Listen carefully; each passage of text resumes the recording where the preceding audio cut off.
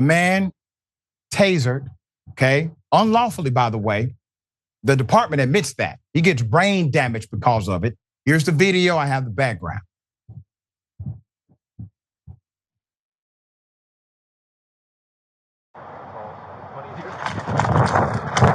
Stop right there, police, stop! Police, stop!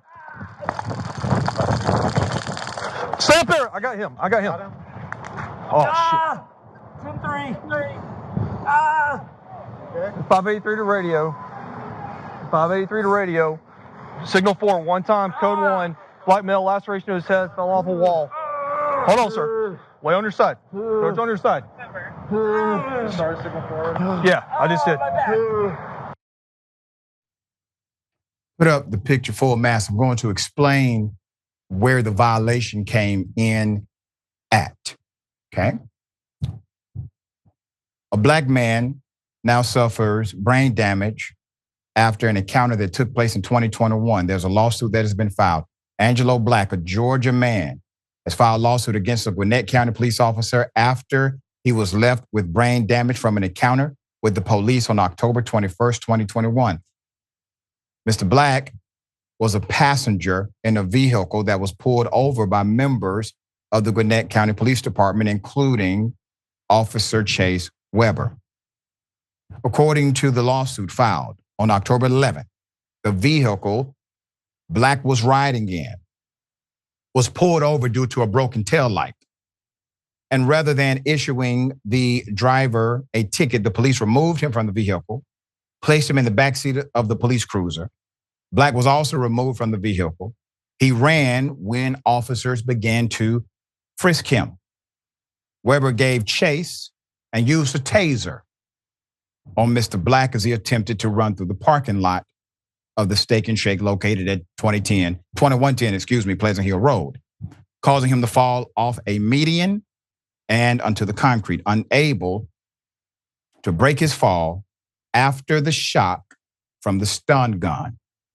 Black fell directly on his head, and video footage of the incident shows blood pouring out of his head as he lay on the concrete moaning. We had to blur that part out. Black was taken to the Gwinnett County Medical Center and was diagnosed with skull and brain injuries. It was significant. The 43-year-old suffers from ongoing emotional distress with significant PTSD-type symptoms, including sadness, anxiety, stress, anger, depression, frustration, sleeplessness, nightmares, and flashbacks. The lawsuit contends that Weber knew or should have known, the cop who's trained, knew or should have known that if he deployed his taser, it could lead to the death or seriously bodily injury for Mr. Black. Let's put her up. So Atlanta Black Star reached out to the Gwinnett County Police Department for comment, okay? And although Sergeant Michelle Piera responded that the agency could not provide any additional statements on this case because of the pending litigation, the spokesperson said Weber, quote, is not an active employee of the Gwinnett County Police Department. Piera also sent the GCPD's taser policy. Now keep in mind, she said, we can't say anything, but he doesn't work anymore. And I'm going to provide this quote to you from our existing language. What does the quote say? Authorized users, meaning trained. Authorized users should avoid deploying the ECW on persons next to swimming pools, on elevated platforms, or other places where a fall can be more injurious. The lawsuit is asking for punitive damages on all of his claims against the defendant personally to redress his willful, malicious, wanton, and reckless fraudulent conduct. Okay, this story is not about someone running from the police. That person running has not swore and affirmed to protect and serve. The person running is not receiving a check from the government and is not accountable to the taxpayer. That person running is running. It's called an adverse interaction. It happens. That's why we have the police.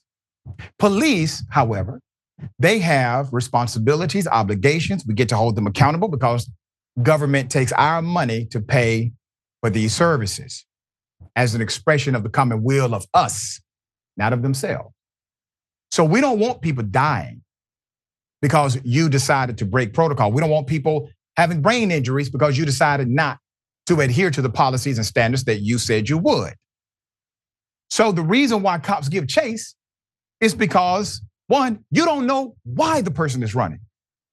There's no felony that's been committed. You don't shoot them in the back just because they're running. These are rules that must be followed.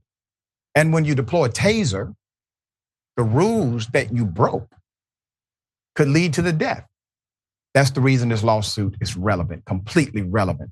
All right, Aida, thoughts? I mean, what can be said that hasn't already been said here? That when we talk about Black bodies, we're talking about people still see property. They don't see human beings. And the